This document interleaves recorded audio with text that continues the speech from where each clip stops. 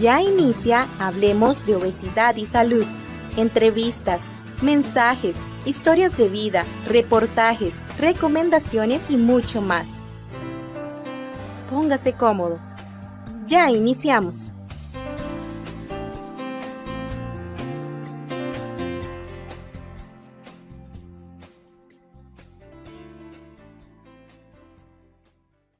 Hola, gracias por acompañarnos en un programa más de Hablemos de Obesidad y Salud. Adriana Solano les acompaña, feliz de que nos esté sintonizando en este momento o luego en nuestras redes sociales. Les saluda Arturo Vega, como todas las semanas en un programa más que estamos haciendo con mucho cariño para usted que nos acompaña semana a semana. Quiero recordarles también que este programa, Hablemos de Obesidad y Salud, llega a usted por el apoyo de la compañía Novo Nordisk y que Hablemos de Obesidad y Salud es un programa de la Asociación Lucha contra la Obesidad. Muy bien, Adriana, ¿de qué vamos a hablar hoy? Tenemos testimonios. ¿Has visto todo el trabajo que impulsa la fuerza de la sociedad civil, Arturo, claro, en Costa Rica? La Asociación Lucha contra la Obesidad es una de ellas. Sin embargo, siempre hay algo que impulsa, siempre hay algo que les empuja a las personas a crear una organización civil. Esa fuerza viva que de repente no encuentran en el sector público y que inclusive en el sector privado les cuesta. Bueno, ellos están luchando y tienen que reunirse para lograr impulsar, como decías, temas de salud, temas diferentes de derechos humanos inclusive. Y hoy vamos a hablar con 3 organizaciones que están dando de qué hablar a nivel nacional, inclusive a nivel internacional, que están haciendo las cosas muy bien y que obviamente les hace falta algunos puntos que ellos nos van a comentar, pero lo interesante es que están trabajando por el bienestar de las personas y mucho del público de nosotros acá de Hablemos de Obesidad y Salud deberían de escuchar, deberían de prestar atención, que gracias a estos 3 testimonios que tenemos hoy vamos a entender lo importante de las organizaciones. Así es. De la sociedad civil. Así es. Pero de momento vamos a presentar información muy importante para usted que es asegurado. Hay algo que se llama la Contraloría de Servicios en la Caja Costarricense del Seguro Social. ¿Y qué es? ¿Para qué funciona? Bueno, Adriana y amigos que nos están viendo, cuando usted no ha recibido un trato adecuado, cuando usted no recibió la atención que usted esperaba o que usted considera que ameritaba, bueno, hay una entidad dentro de la caja que se llama Contraloría de Servicios y ellos reciben sus comentarios, hacen una investigación, pero esto es lo que son ellos y veamos lo que nos dicen en la Caja Costarricense del Seguro Social.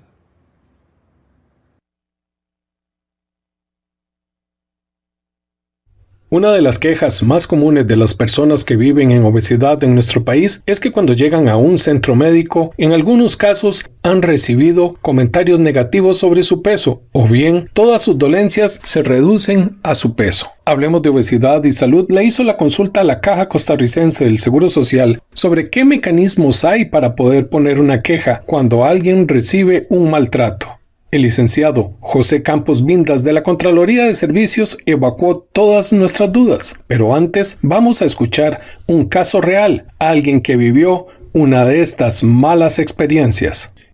Le voy a contar una anécdota, así que me pasó para pandemia. Para pandemia me pasó que, bueno, yo tengo una hija y mi hija empezó con un novio. Entonces yo, ¿verdad? En mis ideas de mamá responsable, yo dije, bueno, voy a llevar a mi hija al médico y que hable con ella, le dé una charla, ¿verdad? Sobre métodos y cuidarse y todo eso, porque yo dije, es una persona estudiada y con información actualizada que puede hablarle mejor de lo que yo le pueda hablar. Total, me voy con ella para el médico, entramos a consulta porque ella era menor de edad y hablo con la doctora y le digo yo, doctora, ¿cómo le va? Es que yo quisiera, pues, es que ella está empezando con un novio y todo, yo quiero que ella esté bien informada de todo, ¿verdad? Que sepa los riesgos de enfermedades y que sepa cuidarse y todo, y que usted le dé una charla mejor de la que yo le puedo dar, o sea, en mi mente yo estaba tratando de ser lo más responsable. Y recuerdo que le dije así y ella nada más llegó y me dijo, ¿y usted con qué derecho viene a hablarle a su hija o a decirle a su hija que se tiene que cuidar o no se tiene que cuidar o hablarle de enfermedades? Usted no se está viendo. Y yo me quedé así porque, o sea, primero era la consulta de mi hija, segundo no venía el caso y tercero, o sea, me cuestionó como madre, me cuestionó como todo en base a mi físico. Ella no sabía nada de mí, ni si yo estaba en un proceso, si estaba perdiendo peso, si tenía un problema de fondo, nada. Ella solo vio una persona gorda delante y automáticamente atacó, y siendo un profesional de salud. La Contraloría fue creada en el año 2002 bajo lo que es la creación de la Ley 8239. Esta viene a resguardar los derechos y deberes de los pacientes. Cuando una persona sienta afectada un derecho respecto a un tema de salud, puede apersonarse a la Contraloría. Nosotros vamos a recibir al paciente, vamos a tratar de orientar, vamos a responder todas las consultas que tenga respecto a los temas de salud en las que nosotros podamos interactuar. La Contraloría tiene diversas potestades conferidas por ley. La Ley 8239 nos da un amplio rango de acción. Nosotros vamos a atender al paciente y vamos a tratar de resolver todo lo que podamos de acuerdo a nuestro alcance. En muchas ocasiones puede ser que la Contraloría no tenga la potestad, mas sin embargo lo recomendable es que el paciente siempre se presente y nosotros tratar de orientarlo, tratar de guiarlo, tratar de acompañar a ese paciente.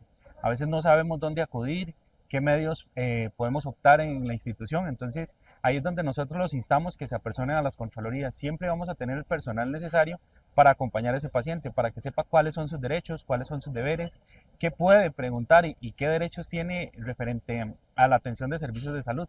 La idea es que el paciente siempre sienta que tiene ese acompañamiento, tiene esa oficina donde puede llegar y obtener ayuda referente a su problema. Como les comentaba, la Contraloría está amparada bajo lo que es la Ley 8239. La ley establece ciertos principios, deberes y derechos que tienen los pacientes.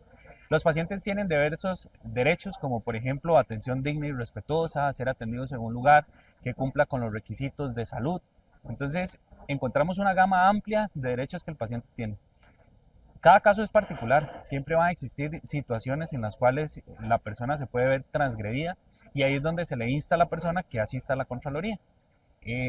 Por ejemplo, si usted asiste a una cita médica y siente que le atendieron tardíamente, puede presentarse a la Contraloría de Servicios e indicar, preguntar, consultar. Nosotros vamos a coordinar. Si le cancelaron su cita y se la reprogramaron sin avisarle, puede presentarse. Si tuvo una situación personal en su atención, usted puede presentarse a la Contraloría y nosotros vamos a tratar de orientar y resolver todo el tema referente a la situación que usted presenta.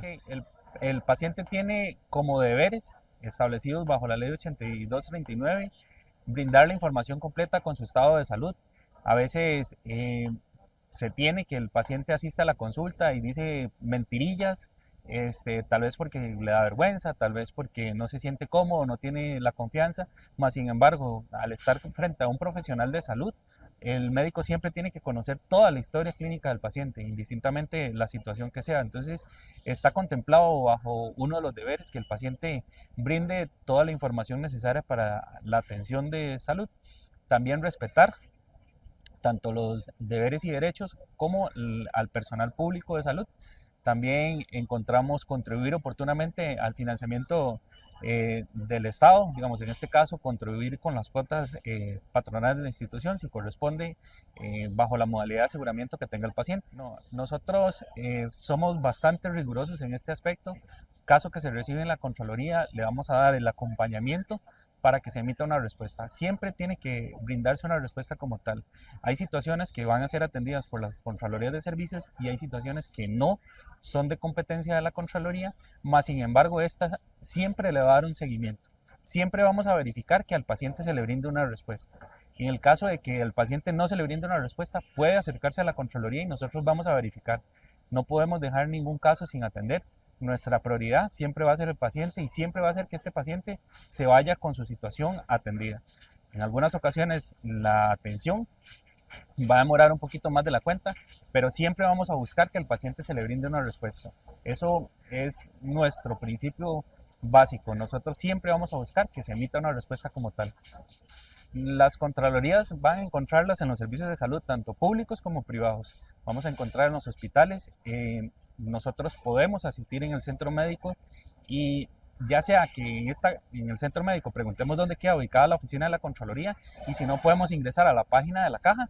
Ahí podemos ver el directorio telefónico y encontramos todos los números de teléfonos de todas las Contralorías del país, los correos electrónicos, e incluso en la página de la caja encontramos un apartado donde podemos enviar nuestras consultas y reclamos.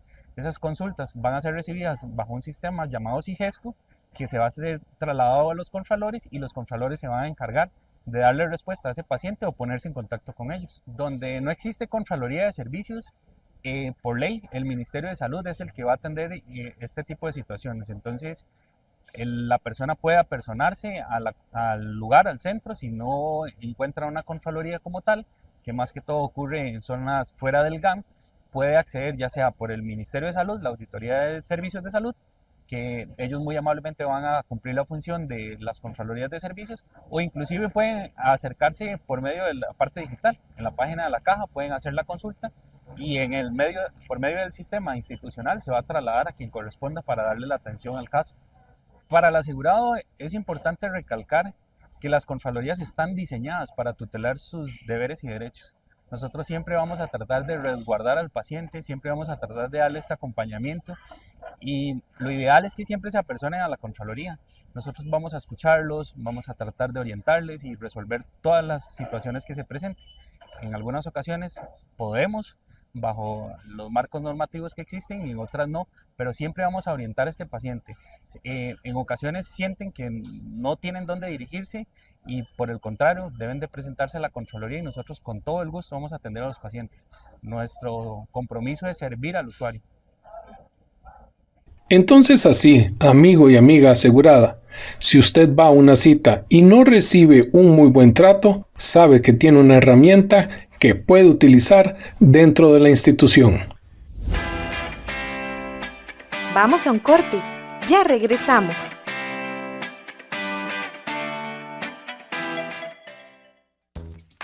¿Cómo leer correctamente una etiqueta nutricional? Verifique el tamaño por porción del alimento y el número de porciones por envase o empaque. Si la cantidad de porciones que indica el empaque es 1, los valores nutricionales corresponden a esa porción.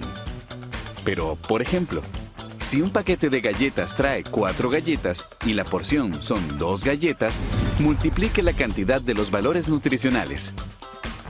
Préstele atención a la cantidad contenida de los siguientes nutrientes: energía total, azúcares añadidos, sodio, grasa saturada, colesterol y grasas trans. Su consumo en exceso puede traerle problemas a su salud. Disminuya o, si lo prefiere, evite el consumo de productos empacados que tengan dentro de sus primeros 3 ingredientes alguno de estos componentes: azúcar, grasas, sal, jarabes de maíz, sacarosa, dextrosa. Lea etiquetas y gane salud.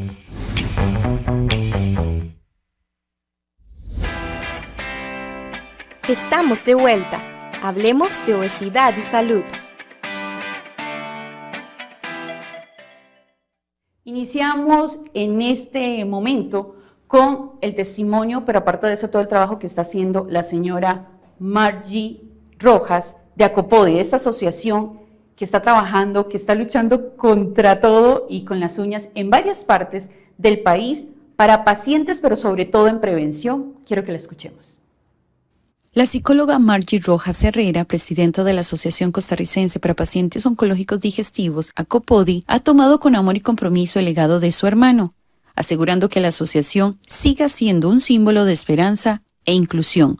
Con su entrega y liderazgo, mantiene viva la misión de servir y acompañar a las personas y sus familias, haciendo que el espíritu solidario de Acopodi siga adelante. Llegó el momento de escuchar su historia. Mi nombre es Margie Rojas, soy psicóloga. Y Acopodi nació en el año 2018, se formó en septiembre del 2018.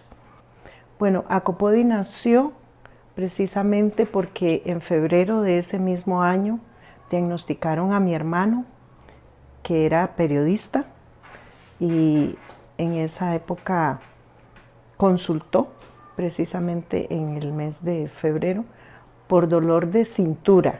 Tenía dolor de cintura, dolor de espalda, consultó por eso y resultó que el mismo día supimos que tenía un cáncer de páncreas. Una semana después teníamos ya la certeza de que era un cáncer de páncreas, estadio 4. En cáncer no hay más que estadio 1, 2, 3 y 4. Y tenía metástasis en pulmones, en hígado, en ganglios linfáticos que estaban cerca del páncreas, y empezó tratamiento en febrero. En una conversación más o menos por ahí del mes de junio, me dijo algo como buen comunicador, ¿verdad? Me dijo, ¿por qué no le dicen a uno, ¿verdad? Refiriéndose a uno, pero generalizando como a toda la gente, qué cosas nos llevan a que desarrollemos un cáncer como estos. Y con esa idea realmente es que empezamos a darle forma a lo que se convertiría en septiembre en ACOPODI. Interesantemente nos llamamos Asociación Costarricense para Pacientes Oncológicos Digestivos, pero nosotros no vemos pacientes con cáncer. Nuestra labor se orienta a trabajar con la gente, con la ciudadanía, que entre comillas vamos a poner, están sanos, pero que presentan factores de riesgo en la parte de prevención y diagnóstico temprano. Ahí centramos nuestra labor. Nosotros arrancamos con un programa educativo que se llama Rutas Saludables. ¿Qué significa eso? Que si, qué sé yo, una empresa X desea que los visitemos, coordinamos y lo que hacemos es lo siguiente. Si usted como participante de Rutas Saludables ha tenido algún cáncer, ahí lo vamos a preguntar, pero también nos interesa mucho si su papá, su mamá, sus hermanos y qué tipos de cánceres han tenido.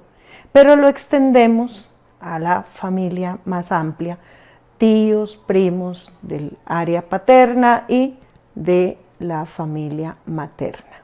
¿Por qué razón? Porque nosotros contamos con apoyo de biólogos moleculares y ellos nos ayudan a identificar si esta persona necesita algún examen especial. Cuando yo hablo de un examen especial, es un examen que se llama un estudio genético.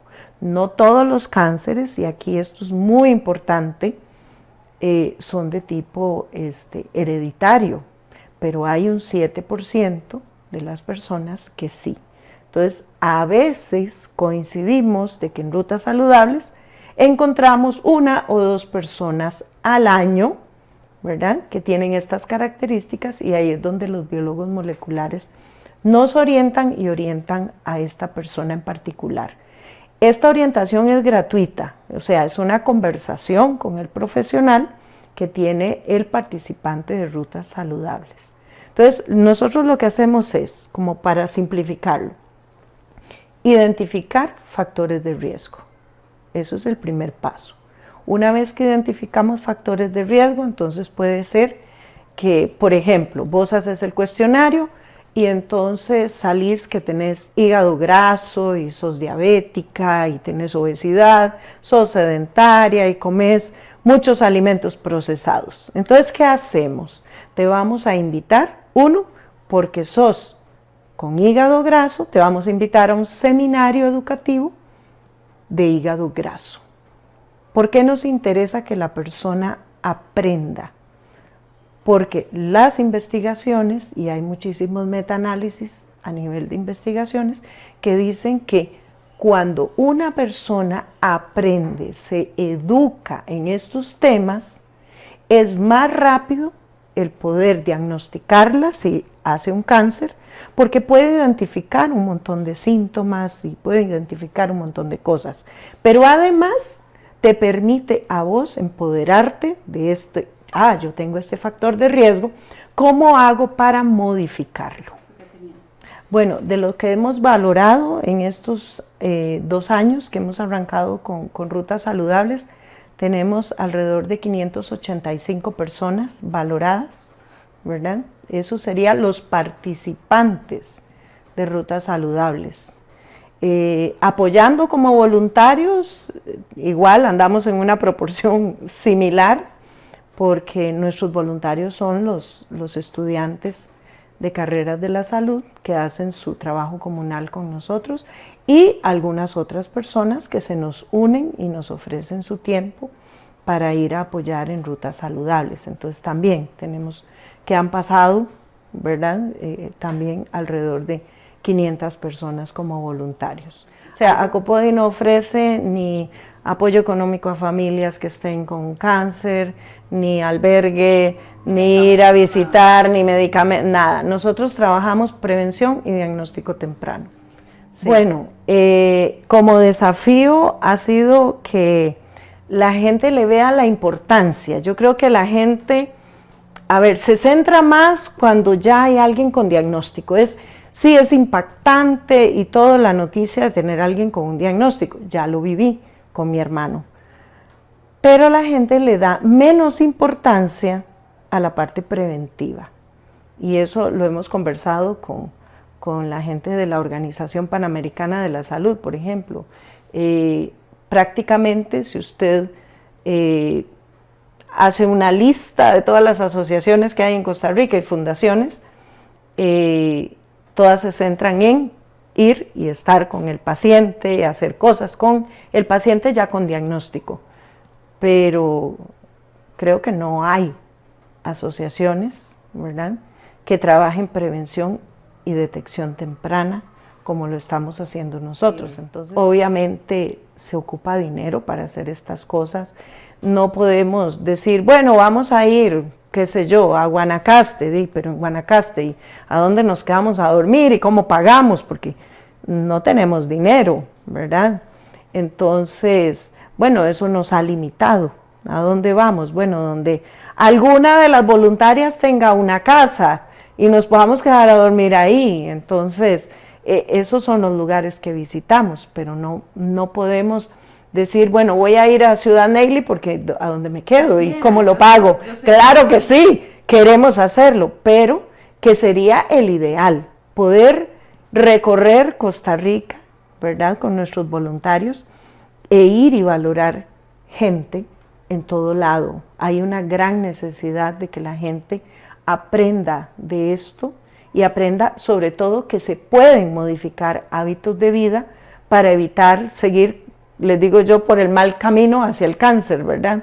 Entonces, la gran mayoría de factores de riesgo se pueden modificar. Hay algunos que no, yo no puedo cambiar mi edad, ni mi sexo, la genética, yo no puedo cambiar un montón de cosas, pero hay otras que yo sí puedo cambiar. Yo puedo decidir qué compro para comer, pero creo que lo más importante es ver esos pequeños cambios, que yo te decía que hay anécdotas, ¿verdad?, interesantes, cuando alguien le escribe a uno de vuelta y le dice, vieras que fui y me hice el examen para el Helicobacter pylori, y sí, esa gastritis y esos dolores y la cosa, sí, tengo el Helicobacter pylori y ya estoy en tratamiento. Y uno dice, qué dicha, es alguien que ya está en tratamiento, que no va a avanzar, ¿verdad?, hacia algo más grave, y ya se pone en vigilancia de aquí en adelante. Entonces, cuidado, y lo que tenemos es un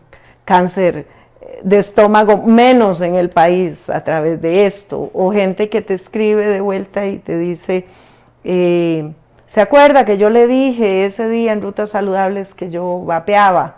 Ya no lo hago, ese día aprendí. Y entonces ese tipo de cosas yo creo que es lo que más nos va marcando, ¿verdad?, a nosotros al hacer lo que hacemos y sentir que es realmente de utilidad para nuestro país. Queremos un país más sano, ¿verdad?, en su salud digestiva. Entonces, la gente aprende a tomar mejores decisiones cuando se educa en estos temas. Sí. Vamos a un corte. Ya regresamos.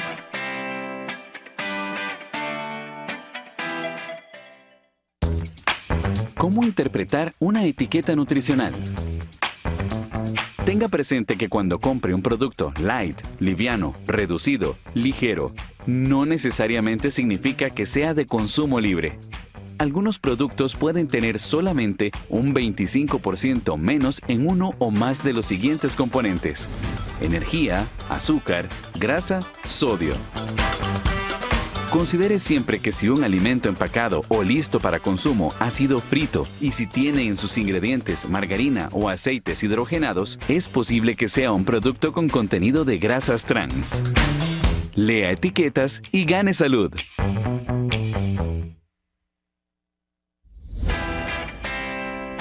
Estamos de vuelta. Hablemos de obesidad y salud.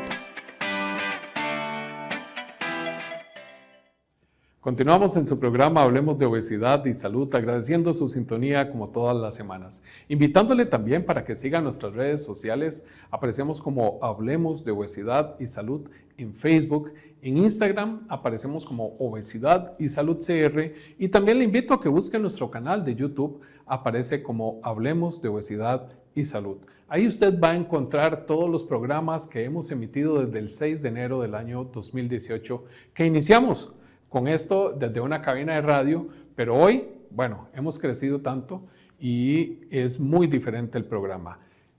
Siempre para usted y siempre para que pueda usted tener la información de primera mano.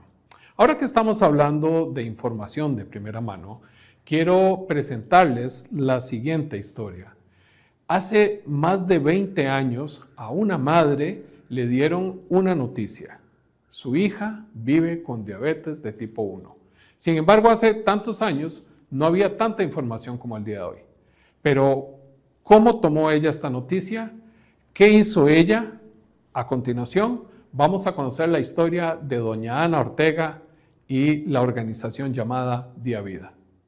Hoy conoceremos a la organización civil Día Vida. Esta organización que nace de una visita al pediatra, una visita que parecía rutinaria. Sin embargo, hizo un cambio total en muchas vidas y hasta hoy siguen haciendo. Conoceremos a doña Ana Ortega, quien lidera Día Vida. Ella es una de las artífices que hoy muchas personas que viven con diabetes tipo 1 y tipo 2 tengan más y mejores servicios de atención. Bueno, ¿cómo nos dimos cuenta que Paula estaba, empezó a tener unas infecciones en las vías urinarias continuas, ¿verdad? En diferentes meses, ¿verdad? Y ya como a los 2 meses de haber tenido la primera, tuvo otra infección en las vías urinarias, la llevamos a donde el pediatra. Entonces el pediatra la revisó porque cuando la llevé me extrañó porque tenía como en la parte de su vaginita tenía rojo, y entonces a mí me extrañó mucho. Y siempre ella ya no usaba pañales ni en el día ni en la noche, ya orinaba desde hacía tiempos, tenía 4 años, desde hacía tiempos ya iba al baño solita, y entonces me dijo que era un hongo y le pareció muy raro. Y entonces en la conversación yo le había dicho: doctor, viera qué raro, está orinando mucho. La pesó, había perdido peso. Entonces el pediatra sumó todos esos cosas que yo le había dicho, ¿verdad? Que estaba perdiendo peso, que había estado orinando mucho, y entonces me dijo: me parece muy raro esto, porque además lo que le estoy viendo es que tiene un hongo. Y entonces yo le dije: qué raro, ¿cómo va a tener un hongo? Y entonces inmediatamente llamó al hermano de él, que el hermano es endocrinólogo de adultos, y entonces el hermano le dijo: decirle que la lleve inmediatamente al hospital de niños, que el consultorio del doctor estaba al frente del hospital de niños. De casualidad yo le había llevado un examen de laboratorio de orina para confirmar que ya se le hubiera quitado la última infección en las vías urinarias que había tenido, y entonces el doctor le pidió que revisaran la glucosa en el examen de orina, y tenía 4 cruces de glucosa, lo cual era muy alto. Entonces me dice, sí, llévala inmediatamente al hospital de niños. Entonces ahí confirmaron, llegó con el azúcar en 450, 460, no me acuerdo, lo cual por dicha no fue una cetoacidosis muy alta, ¿verdad? Porque hay chiquitos que llegan en 1000 y en más, ¿verdad? Entonces así fue como nos dimos cuenta que había empezado con diabetes tipo 1. Cuando me dijeron diabetes tipo 1, yo ni siquiera sabía que era diabetes, ¿verdad? Porque en mi familia bueno, lo primero que yo le dije es, no te preocupes, yo creo que esto está mal, o sea, este diagnóstico está mal, no, ¿verdad? Uno siempre piensa, no creo, no te preocupes, aunque uno no entiende qué es lo que está pasando, ¿verdad? Ya cuando te dicen, sí, es diabetes, se va a tener que inyectar el resto de su vida, ¿verdad? O sea, lo primero que yo pensé es, Dios, ¿por qué? ¿Por qué mi hija? O sea, me enojé mucho realmente, me enojé con Dios. O sea, ahora, sí me enojé con Dios, pasé un tiempo enojada. Yo creo que ya después entendí, ¿verdad? Que es la reacción normal, ¿verdad? De uno. ¿Por qué si ella tiene 4 años? ¿Cómo se te ocurrió que Paula con 4 años tenía que pasar por esto? O sea, recibir inyecciones diarias, varias inyecciones diarias, ¿verdad? Y recibir este trato, disciplina, y ¿verdad? Sí, me enojé muchísimo, ¿verdad? Y pasé un tiempo enojada con Dios, pero con el tiempo, cuando cambié esa pregunta del por qué al para qué, fue cuando todo empezó a cambiar. Ahí sí, no les digo que fue tan fácil, ¿verdad? Ese cambio, porque en cada uno de nosotros éramos 4 en la familia, ¿verdad? Paula, que yo creo que sí le costó asumir ciertas cosas, ¿verdad?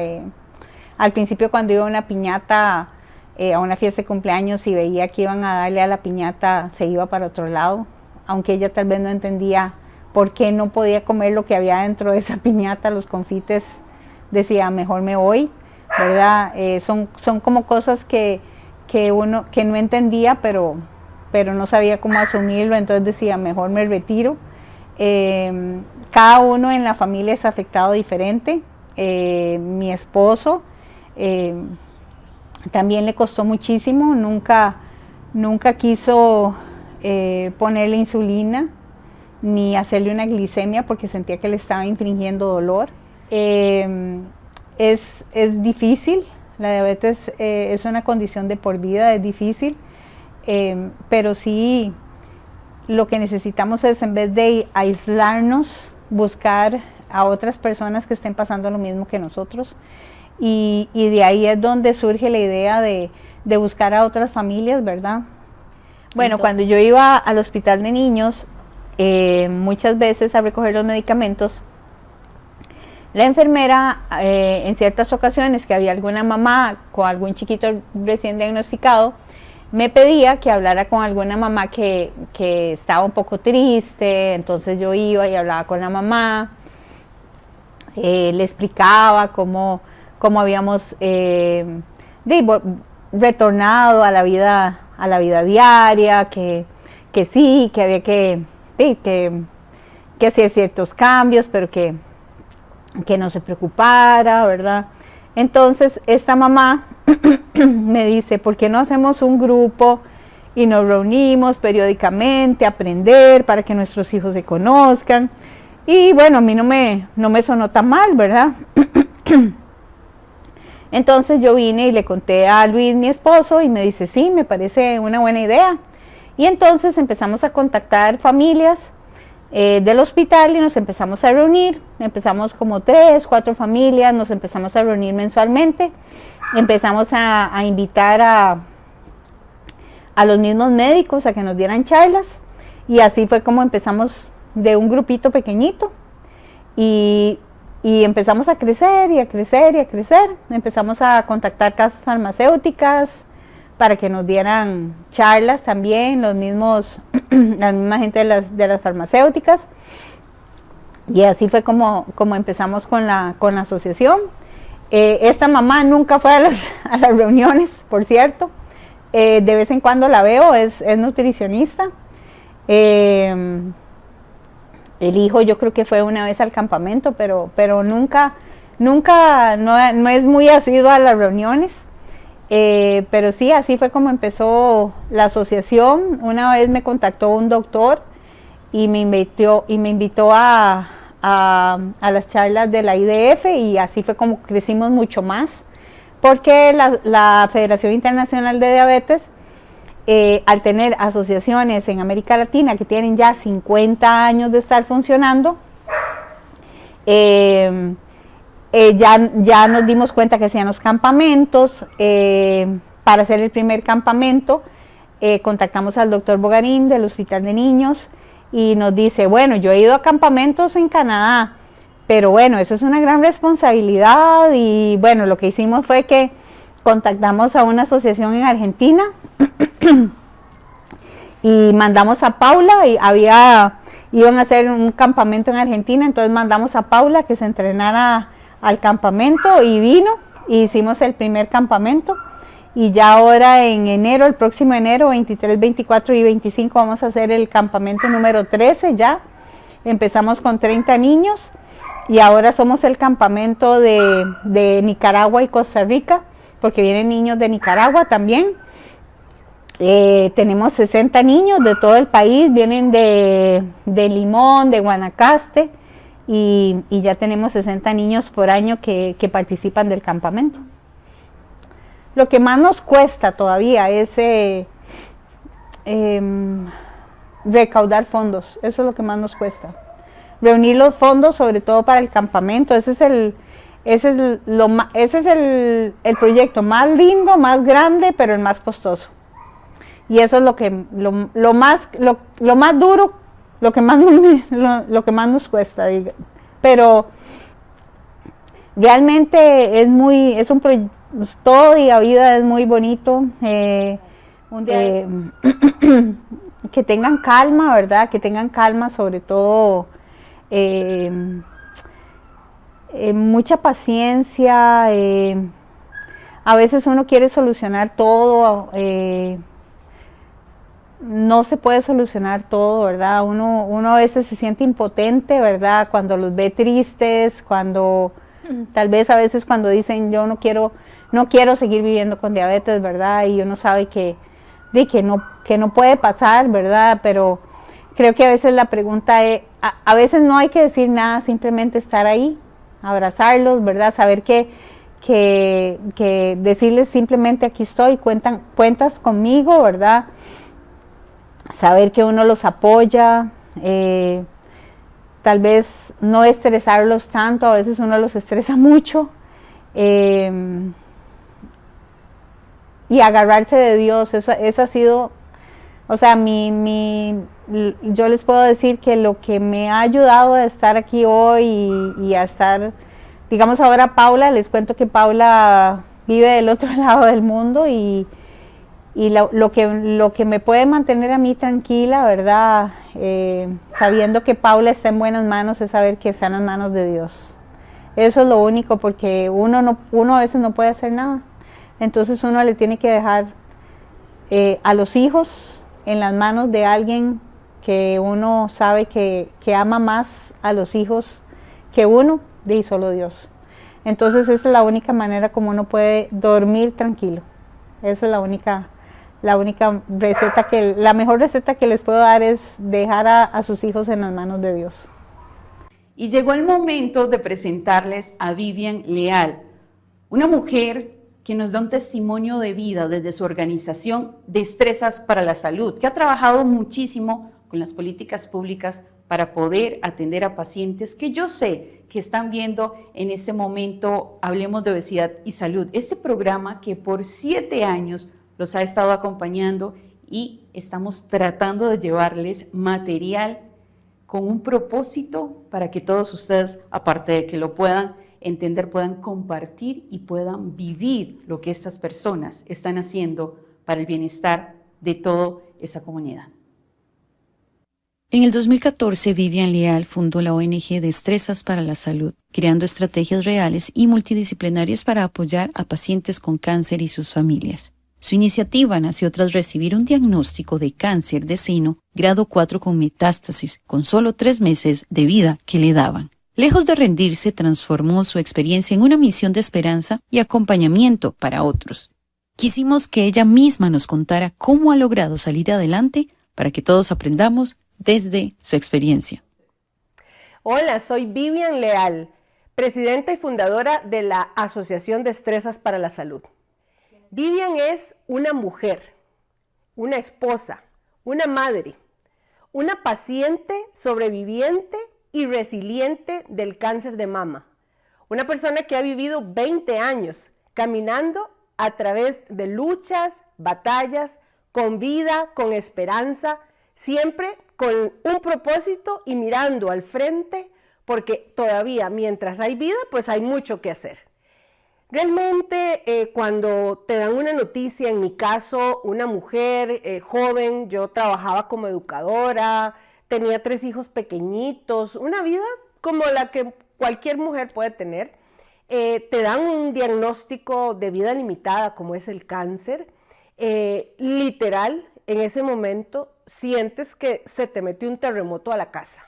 O sea, el cáncer no es un regalo que viene a tu vida, es un tema retador, un tema complejísimo y nadie se lo espera, ni nadie tampoco lo merece. En realidad el tema del cáncer cuando viene a nuestras vidas es un sinónimo de lucha, de batalla, sobre todo también llega a la vida en conjunto con el cáncer una derrama de retos muy complejos, emocionales, sobre todo también de la vida de una mujer. En el caso mío, que tuve el cáncer en mama, el reto de los tratamientos tan fuertes que te botan el pelo, en mi caso que fui mastectomizada radical de mi mama derecha, en fin, todo lo que toca tu mente, tu cuerpo, que trae el cáncer, realmente muy convulso, muy retador.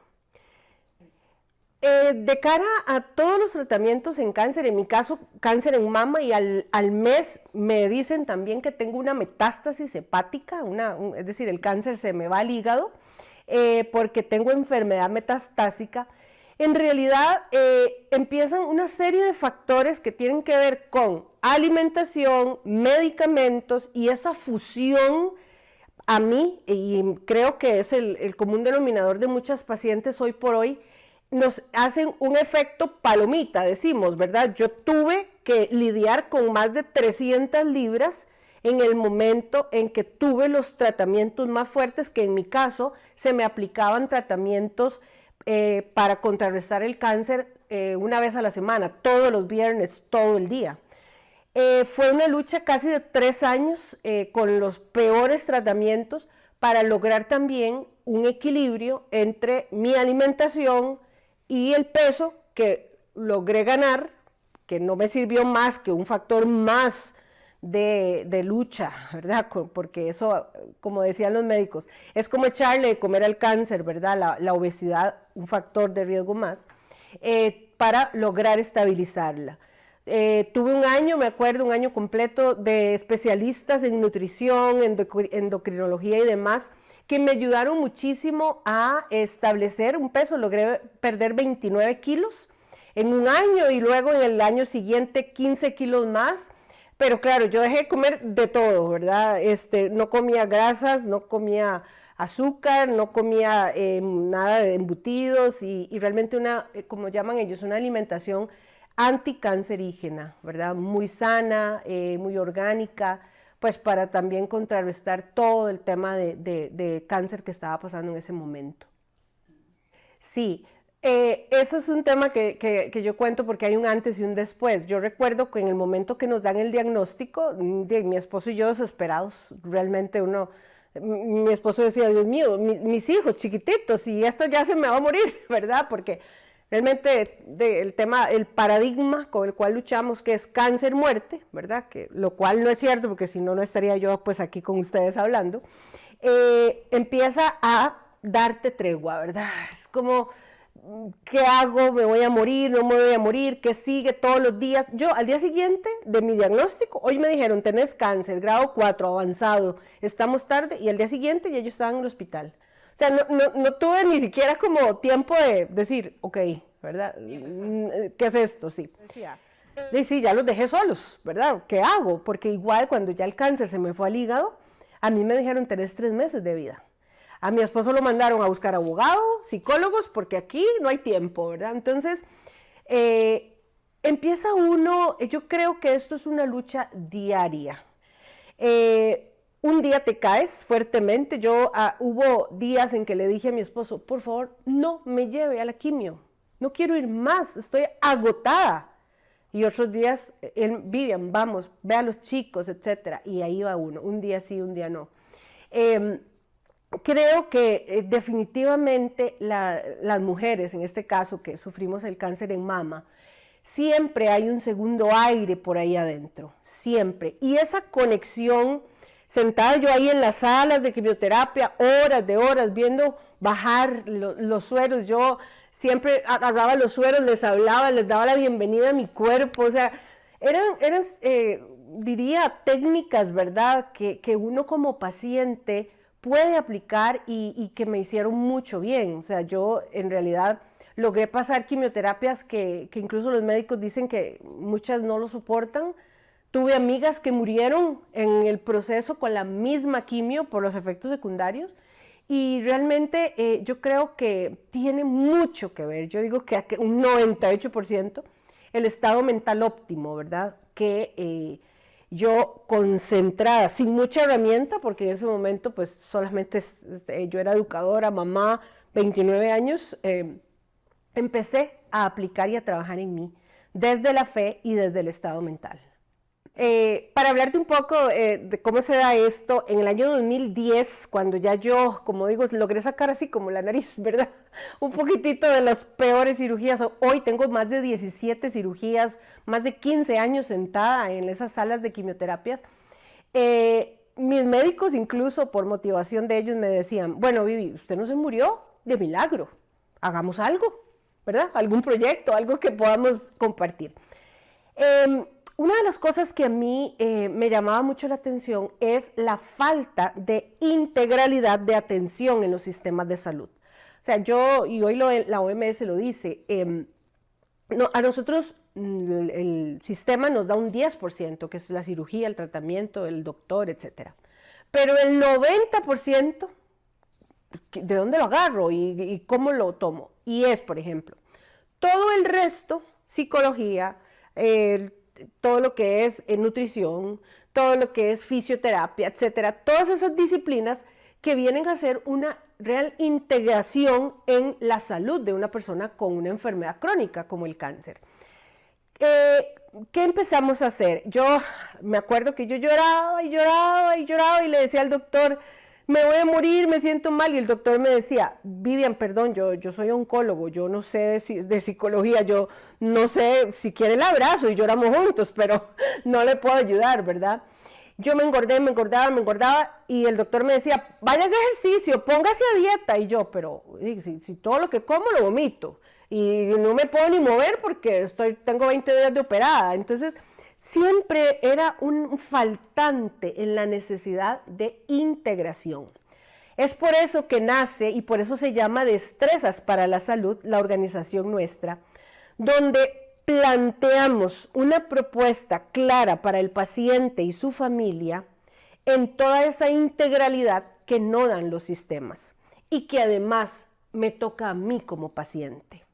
Yo creo que lo más importante, y esto es el eje fundamental de la organización, es conectarnos no solo como personas, sino entender que a través de la enfermedad, no importa si yo tengo un cáncer, una enfermedad crónica, una artritis, una obesidad, o sea, yo soy mucho más que eso, ¿verdad? Yo creo muchísimo, y de ahí me agarré, y aquí estoy, en ese poder que tenemos los seres humanos más allá del diagnóstico o de lo que la vida pues te limite. Yo creo mucho también en que las personas a veces pues estamos en un tema de enfermedad muy crónico porque no sabemos, no tenemos conocimiento. Entonces, nos hemos dedicado desde la organización y uno de nuestros lemas es eso, siempre una destreza en su mano basada en evidencia científica. O sea, ¿de qué me puedo yo realmente sostener? ¿Qué puedo yo aplicar para mí desde estado mental? Por ejemplo, Destrezas para la Salud firmó un convenio con el Colegio de Psicólogos porque yo llegué tocando puertas y les dije, o sea, auxilio, el sistema no nos da psicólogos y nosotros necesitamos alguien que nos atienda nuestro estado emocional, profesionales de la salud en este sentido. No es lo mismo que yo como voluntaria, porque soy muy buena, aborde un paciente. No, eso realmente es complejo. O sea, yo no tengo la formación profesional en ese sentido. Para que el Colegio de Psicólogos nos atiende pacientes en este sentido. Con los nutricionistas, por ejemplo, también que con el Colegio de Nutricionistas. O sea, realmente encontrar una integración de lo que el paciente va a necesitar para pasar por este camino que no es nada fácil, que realmente es un camino lleno de piedras todos los días. Hoy estás que no querés comer porque vomitas, mañana te comiste todo pero te cayó mal y pasado mañana estás llorando y después son tus hijos y después no saben qué hacer. En mi caso te cuento una anécdota, las amigas de mi mamá aún la llaman para ver si ya yo, cuándo fue que morí o qué. Entonces realmente es un tema retador que definitivamente cuando logramos que el paciente entienda que es mucho más que el diagnóstico, se puede salir adelante. ¿Qué quieres dejar ahí? Bueno, en primer lugar, soy diabética, además de todo el tema del cáncer, que gracias a Dios ya fue etapa superada, incluso las pruebas genéticas que me hice últimamente no encuentran cáncer en mi cuerpo, cosa que doy gracias a Dios y a la ciencia.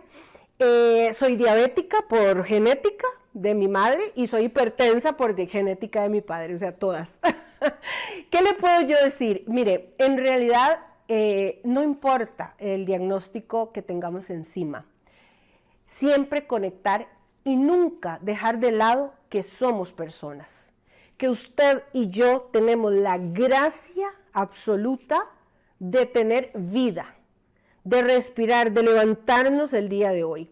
¿Qué es lo que a mí, yo te puedo decir, en estos 20 años de vivir con una enfermedad crónica, bueno, en realidad con 3 enfermedades crónicas, póngase de prioridad. ¿Qué quiere? Vaya y se toma un cafecito con usted. Vaya y se conoce. Háblese, entrevístese, sienta qué es lo que quiere aquí y ahora. Y no piense ya, si yo me pongo a pensar que yo pasé procesos muy complejos emocionales porque yo respiraba a lo que olía el quirófano. Yo me sentía en la tabla donde te operan 17 veces. O sea, fue un tema emocional muy chocante. Hoy por hoy, realmente podemos, ustedes y yo, entender la enfermedad crónica que tenemos desde las herramientas que tenemos todos. Somos personas. Bajarle el nivel a la enfermedad. La enfermedad viene a mi vida. Yo no tengo que volcar mi vida a la enfermedad.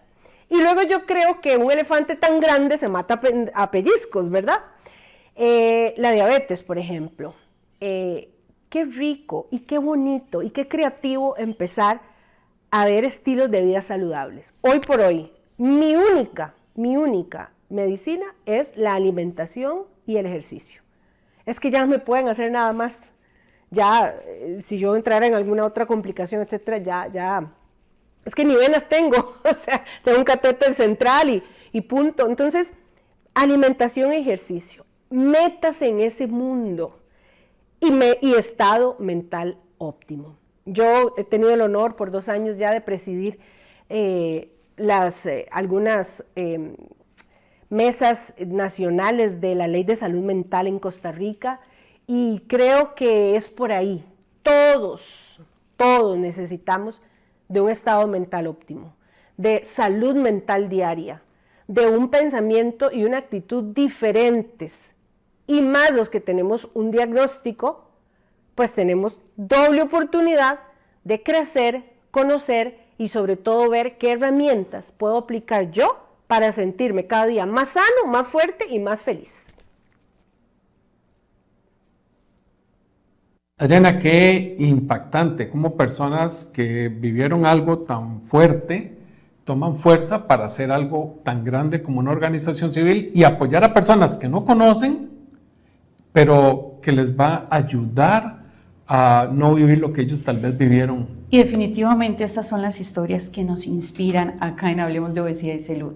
Gracias por acompañarnos un lunes más, o si nos está viendo otro día, muchísimas gracias por estar en sintonía. Tenemos un programa que vamos a hablar la próxima semana de la salud mental. Sin salud mental no hay salud. Y si lo vemos de una forma integral para pacientes con obesidad, con diabetes, es muchísimo más importante. Así es. Así que esté atento a nuestro programa la próxima semana. Que el Señor los bendiga, que tengan una gran semana y nos estamos viendo. Gracias por acompañarnos.